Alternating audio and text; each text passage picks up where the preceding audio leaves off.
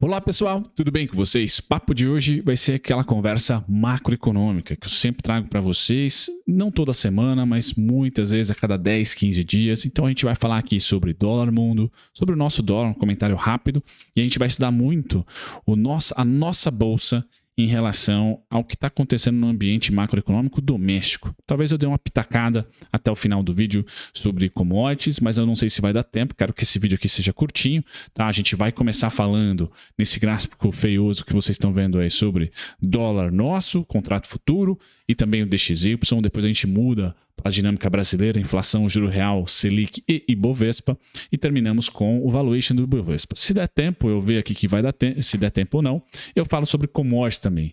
Mas o grande, vamos dizer assim, a grande razão pela qual eu estou fazendo esse conteúdo aqui é para nortear vocês. Hoje é dia 22 de fevereiro, a bolsa volta após almoço, agora são 10 horas, bom descanso do carnaval, pós-carnaval aí para todos vocês, tá? Eu que estou com dor nas costas aqui, mas não é de andar em bloquinho, tá? Embora tenha piorado.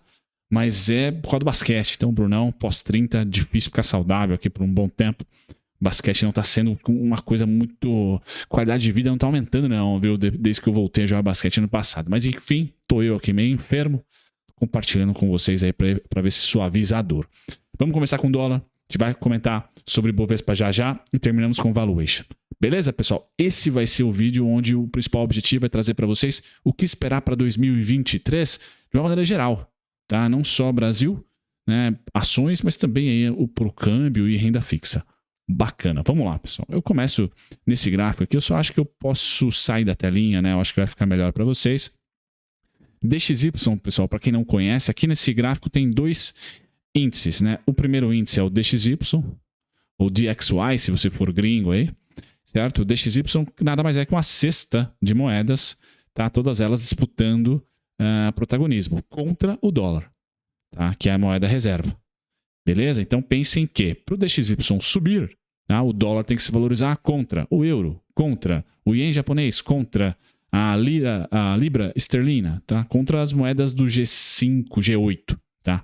As principais economias do mundo. Tá? Então o dólar contra elas, certo? O que eu acho bacana também para você analisar a força ou fraqueza do dólar mundo, né, que a gente chama de dólar mundo, é olhar o dólar contra o índice de commodities, contra o CRB Index, tá? O CRB Index é bem legal, que é um índice de commodities. Você também pode olhar o dólar DXY contra o petróleo, contra o minério de ferro especificamente, tá? Mas o CRB eu acho que é um ETF bacana, que é um índice, né, bacana, que também tem ETF, legal para você olhar. Tá, então o DXY é legal? Sim, muito bacana, mas você também pode comparar somente o dólar ou o DXY contra o CRB. Vai dar uma noção vai dar muita clareza, na verdade, se o mundo está comprando emergentes ou se o mundo está comprando nos Estados Unidos, se o mundo está comprando renda fixa, principalmente norte-americana. Se o dólar se valorizar, pessoal, é porque a política monetária está apertando, pode ser uma causa, ou porque o mundo está muito incerto, e o dólar acaba sendo atraente em períodos de crise, pelo menos no começo de um período de incerteza ou crise. Tá? Então, mais um motivo. Tá? Ou, de repente, pós 2020, né, algum tipo de desequilíbrio entre política monetária e fiscal, mas não na terra do Tio Sam, fora de lá. Então, uma Liz Truss da vida na Inglaterra trouxe a Libra para baixo, aí o DXY subiu para chuchu, mais do que já estava subindo. E o Japão, em nenhum momento reverteu a sua política monetária, então e a fiscal continua lá no easing, né? Continua sendo tranquilo, enquanto que o Fed está subindo os juros e está fazendo agora o quantitative tightening, né? Tirando liquidez do mercado. Então, discrepâncias entre políticas monetárias e fiscais, pessoal, que nós não tínhamos ou não vivemos na última década entre os países desenvolvidos, as economias fortes. Então, entre o DXY, que é comparado com outras moedas fortes do mundo, todas elas, né, todas essas economias, bloco europeu, Estados Unidos, Japão e China, vamos assim dizer, não que o DXY não compara com a moeda chinesa, mas entre os principais blocos econômicos, a política monetária e fiscal era a mesma. Agora, pós 2020, mudou. Né? O Fed começou a apertar antes do BC europeu, do BC inglês, e aí o DXY se fortaleceu bastante em 2021 no segundo semestre, porque o Fed, dentre o mundo desenvolvido, começou a apertar as suas condições financeiras antes. Então é importante olhar também o DXY no contexto agora de políticas fiscais e monetárias. Tá? Então eu dei aqui 3 principais causas aí para o dólar se fortalecer e sempre, ou pelo menos numa história recente, né, sempre que o dólar se fortaleceu, as commodities tendem a sentir um pouquinho mais. Então é um bom indicador o DXY para você saber como é que está o ânimo e a alocação de recursos emergentes, tá? Porque commodities tem muita ligação com os países emergentes, tá? Bom, o papo desse gráfico aqui não é dar essa introdução sobre correlação, né? Emergentes, dólar, commodities, dólar, políticas monetárias diferentes, dólar, tá? Não, agora esse gráfico tem o objetivo, pessoal, de mostrar em laranja o DXY, tá? E o grande rally que ele teve aqui no final de 2021, tá? Foi um rally forte, vocês podem perceber no gráfico de linha laranja, tá? Que o rally foi considerável, tá? Foi considerável esse rally, tá? E em candles aqui, um pouquinho mais difícil de vocês visualizarem, está o nosso dólar futuro, tá? Perpétuo aí, né? O contrato perpétuo, nosso dólar negociado em bolsa, na B3. Legal? E vocês podem perceber que na maior parte do tempo, nós tivemos um subindo e o outro também. Um caindo e o outro também, tá? Em alguns momentos, que eu vou circular, vamos escolher uma cor aqui em vermelho, tá? Em alguns momentos, nós tivemos, tá? O nosso dólar mudando de comportamento em relação ao dólar mundo. Tá? Até posso colocar, posso deixar assim. Tá? Foram aqui, eu destaco 4. Tá? Nós podemos colocar aqui também um pouquinho em 2013. Tá? O período entre final de 2013, mas principalmente 2014 e 15, tá? Onde o nosso dólar subiu. Nosso dólar subiu e o DXY caiu porque o nosso dólar subiu aqui, pessoal. Porque a política monetária fiscal dos Estados Unidos não mudou muito, tá? E a nossa mudou. Ou seja, nós tínhamos inflação subindo e não elevamos juro o suficiente, pelo menos não na ótica da Faria Lima. E também o fiscal continuou bastante expansionista. Então, inflação em alta, tá? Tivemos crise hídrica naquele momento também, o que gerou um pouco de incerteza dentro do Brasil, compra dólar, compra juros, né? Que é os gatilhos, aí, os remédios que a Faria Lima utiliza para manter ali um ganho, um retorno. Então, o dólar subiu aqui no Brasil e o dólar mundo despencou. Tá? Depois, nós vivemos um pouquinho o oposto. Tá? 2015, pessoal, o nosso dólar subiu, ainda não o oposto, mas a discrepância, o nosso dólar subiu e nós tivemos aqui, ó, uma queda no dólar mundo, uma estabilização, na verdade, do dólar mundo, tá? Enquanto o nosso dólar deu uma pancada para cima, depois voltou, mas essa pancada aqui tem nome, né? Impeachment. Tá? Tivemos impeachment aqui, tivemos risco político, tá? Bastante coisa acontecendo no país em 2015, 16 já. Legal? Depois, nosso dólar arrefeceu junto com o DXY. E aí vocês podem perceber que o DXY subiu. O dólar mundo fez novas máximas aqui, ó. Pau! Enquanto o nosso dólar não subiu. E aqui eu acho que esse cenário é o meu cenário base para 2023. O que aconteceu aqui, pessoal, em 2017, mas principalmente em 2016, meio do caminho. Tá? Aconteceu a taxa de juros a 14,25 aqui, Brasil. Então aqui nós tínhamos 14,25 de Selic. Tá? Quando nós começamos a cortar a Selic com o Meirelles já em 2017/18, tá? Aí sim a gente conseguiu ter de novo, né, um movimento muito parecido aqui DXY com a dólar. Nosso dólar. Aí o DXY subiu, nosso dólar subiu. Maravilha. Ajudado aqui por quê? Porque não tínhamos mais uma taxa de juros tão forte.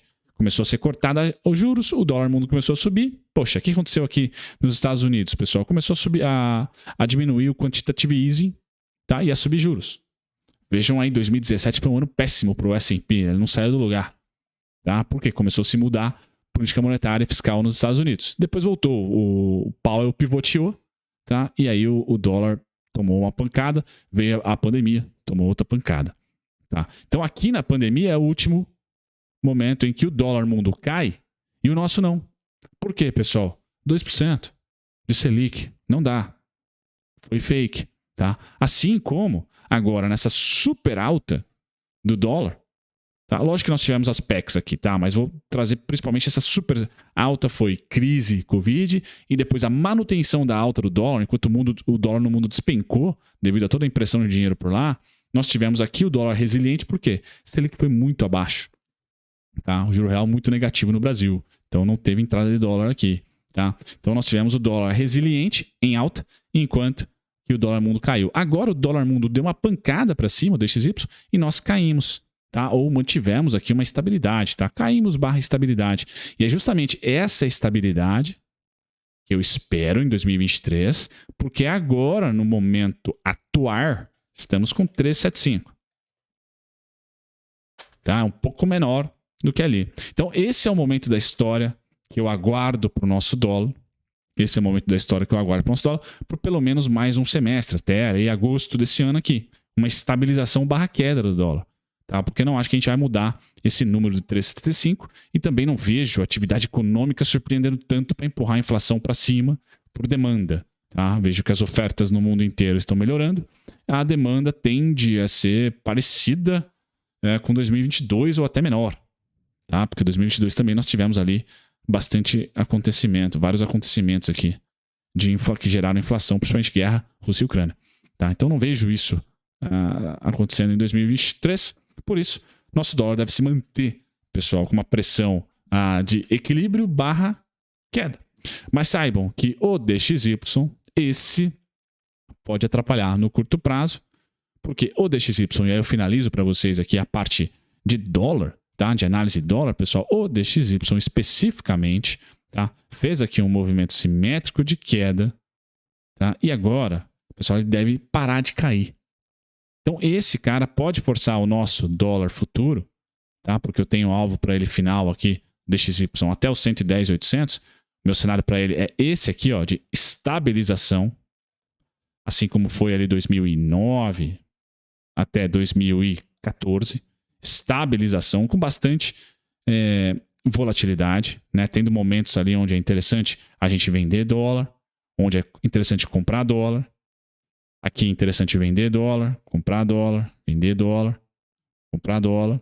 Tá? E agora onde que vai ser interessante vender dólar e comprar dólar tudo abaixo de 110, 101 aqui, 110,995. Tá? Creio que o dólar mundo esteja desenhando, tá? Um cenário de lateralização. Enquanto nós tivermos um juro real tão forte aqui no Brasil, a gente fica menos sensível, tá? Ao DXY. Mas saibam que quando começar o corte de juros, a gente vai ter que monitorar esse cara aqui. Necessariamente vai ter que monitorar esse cara aqui e a política monetária e fiscal dos Estados Unidos. Beleza? Como é que está o Brasil macro, pessoal? O Brasil macro está assim. Esse é o gráfico mais importante, na minha opinião, para todo investidor em 2023. E aí já chegamos na parte final do vídeo. Depois de ter falado do dólar e meu cenário ser de forte estabilização, mas com alguns espasmos compradores, porque o DXY tende a ter um fevereiro comprador e um março também comprador, enquanto nós mantivermos a nossa taxa de juros, o dólar deve se manter. Tá? E aí eu trago o nosso macro, excluindo o dólar, olhando para a Selic, aqui em cinza. Tá? Então olhem aqui em cima, estamos falando da Selic. Tá? Já algumas reuniões a 13,75. Legal? Também em preto, juro real. Tá? E em vermelho, IPCA, 12 meses. O juro real aqui, entre aspas, real, né, pessoal? Porque o Brasil tem diversos problemas, país continental. Cada estado vai ter uma cultura de consumo, não em relação a consumir mais ou menos, mas o que consome, tá? E a logística, os preços são diferentes a depender do estado, tá? Porque nós temos aí sim um país muito grande e com problemas de infraestrutura logísticos. Então, o preço do frete, por exemplo, é muito diferente aqui em São Paulo do que é no Amazonas. Então, entre aspas, o IPCA, que é o monstro mais difícil da gente realmente confiar em um número específico, mas o IBGE trabalha muito bem e duro, é só a realidade do Brasil que é difícil mesmo, de ter ali, o meu IPCA aqui em São Paulo é diferente do seu, que me escuta aí no Paraná, por exemplo, a depender do produto é mais diferente ainda, tá? Ou do serviço. Então, nosso juro real hoje é a Selic menos IPCA de 12 meses, tá? É em torno de 7,98. Juro real alto, pessoal, que mantém o dólar, na minha opinião, com esse viés que eu trouxe para você, mais quietinho, mais na dele, sem ter um viés de alta. Então é um viés que pode ter um espasmo de alta, mas já vai logo para venda ou para estabilidade, porque nós temos ainda o maior juro real do mundo, ainda. Quando começarmos a cortar, a pressão do dólar para baixo diminui. Isso é importante de saber. Também importante é o próximo gráfico, tá? Juro real em 8%. Poxa, a renda fixa está maravilhosa. E a bolsa, como que ela se movimenta? Aí eu adiciono a bolsa, tá? Então eu dou um complemento no gráfico macro. Para você, investidor de longo prazo, importantíssimo saber disso. Então, vocês podem observar agora em barras, de novo, Selic, pessoal, subindo. Olhem para a tendência, porque a Faria Lima, a Bolsa de Valores, é narrativa, é tendência, e não necessariamente o número que já está existindo hoje. Tá? Então vejam quando a Selic apontou para uma tendência de alta, o Ibovespa aqui em verde embaixo já apontava uma tendência de baixa.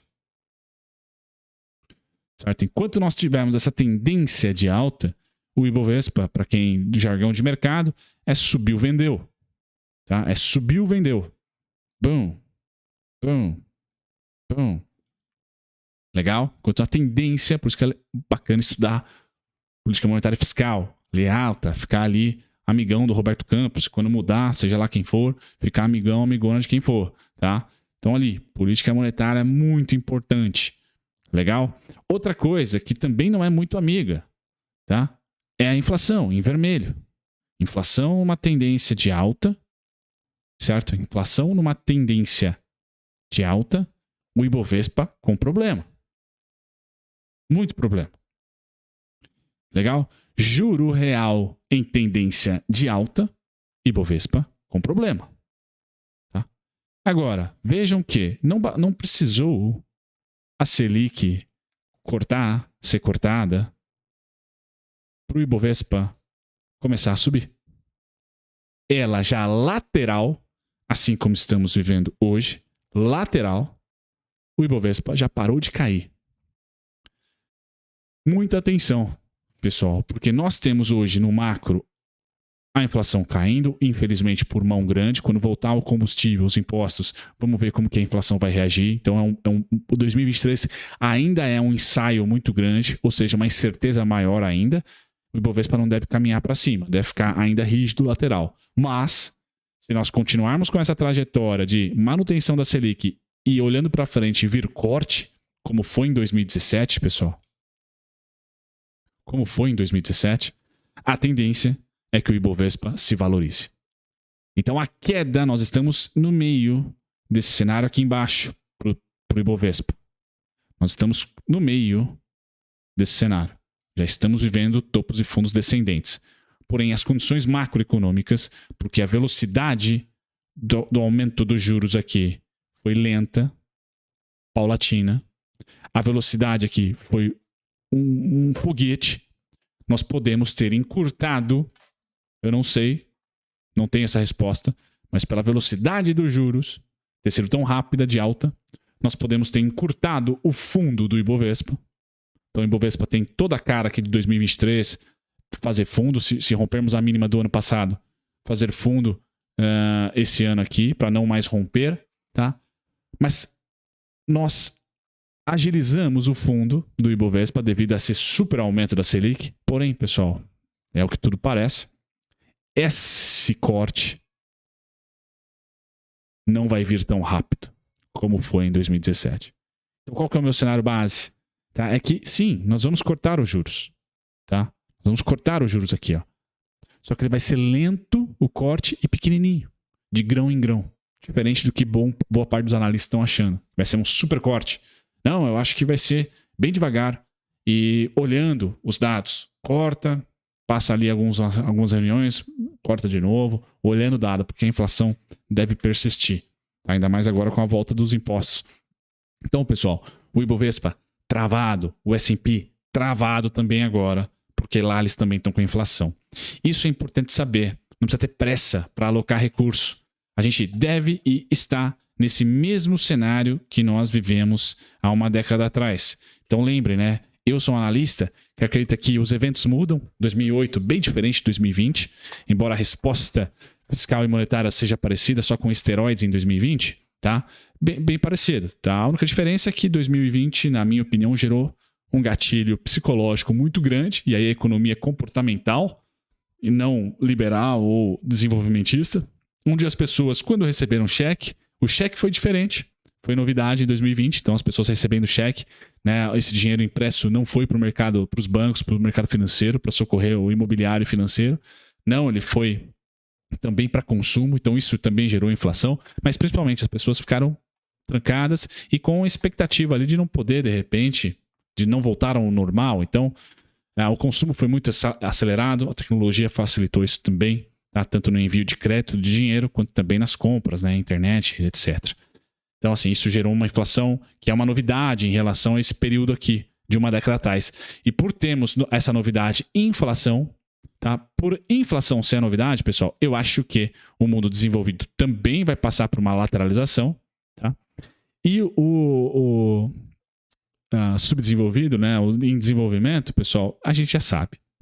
Não é novidade. Eu acho que só vai ser novidade para o S&P ficar lateral por um tempo. Tá? Para a Bolsa Brasileira não é tão novidade assim. E como nós vivemos com uma inflação relativamente mais alta historicamente, e mesmo assim nossa Bolsa subiu, eu acho que o fundo do Ibovespa está muito próximo de ter acontecido, ou se não aconteceu, vai estar aqui nos 88, nos 93, nos 91, muito próximo ali do fundo feito ano passado.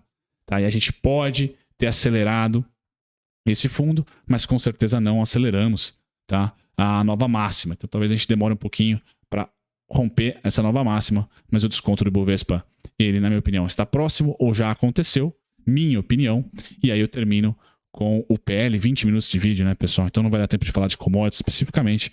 O PL do Ibovespa hoje está em torno de 8,64, tá? Chegou aqui no período de 2016, tá? No mesmo valor de 2016, já reboteou, tá? Já reboteou. Agora a gente tende a ter o lucro das empresas caindo, tá? Não muito, mas caindo um pouco, principalmente o lucro das commodities, tá? Porque as commodities aí não estão em patamares de 2021, por exemplo, nas máximas, né? Petróleo a 140 e minério a 200 e lá vai fumaça. Não, o minério está a 130, petróleo está a 80, então o lucro das companhias devem cair, tá? Mas os preços não necessariamente subir, tá? Então esse preço-lucro deve ter uma estabilização, tá? Principalmente se as small caps segurarem os fundos, que é o que eu imagino, e somente as exportadoras renovarem fundos, principalmente as exportadoras de petróleo, já que de minério de ferro elas já caíram bastante. Tá? Então o Ibovespa tende a estar no seu melhor desconto histórico. Tá, pessoal? Tende a estar no seu maior desconto histórico. Tomaria cuidado aí só com petróleo, por exemplo, que pode cair mais. Mostrou isso na história. Agora não, o minério de ferro realmente a gente tende a ter um equilíbrio entre $80 e esse tais 130 que bateu, inclusive enquanto a gente estava no carnaval. Pessoal, finalizo o vídeo aqui para vocês, não nessa telinha, né? Porque eu quero deixar aqui um convite, né? Então, deixem um like se você gostou no final, ou um dislike se você não gostou. Considere se inscrever se você é novo no canal, tá? E, bem, se você já é inscrito, ative as notificações. Certo, pessoal? Na descrição, deixo para vocês sempre aquele produto, aquele serviço, né, de especulação do Henricão, né? Que é para você proteger, otimizar a sua proteção de carteira. Tá? E também o meu educacional aqui, que é o Macro Trader, que logo, em março, vamos ter aqui uma atualização técnica muito robusta. Então você vai ter não só a base de como olhar para o macro para alocar o seu recurso, como é o curso hoje, mas você vai ter também muito conteúdo de análise técnica minha, tá? Para você realmente pensar aí na parte operacional como eu penso. Um abração. Tchau, tchau.